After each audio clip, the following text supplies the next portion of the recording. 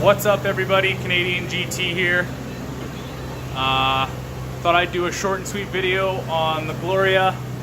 As soon as I put that air filter in, the car fell flat on its face, blowing black like a diesel. The whole back end back there was just full of black.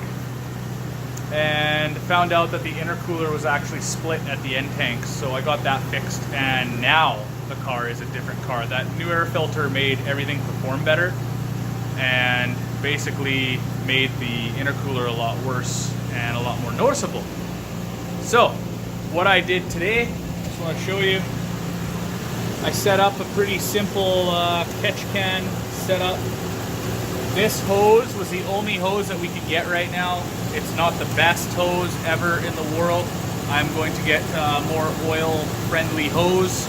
This is heater hose, and heater hose should not be used for oil, but it's non-pressure, and it's just for the catch can. So, there's a little catch can right here. It's a nice one. I put an L bracket, and I'm using the factory bracket that came with the catch can. It makes it so you can tilt it and use it however you want. I then routed the piping through the factory throttle guide, and yeah, nice simple setup. Catch cans are good because obviously it catches all the crap that goes into the intercooler pipes. And when I took these off, they were pretty clean for the most part, but I did find some just some oil residue, so I wanted to clean it up. So there's the official first mod of the Gloria. It's not too bad looking. I have no idea if the factory cover will still fit.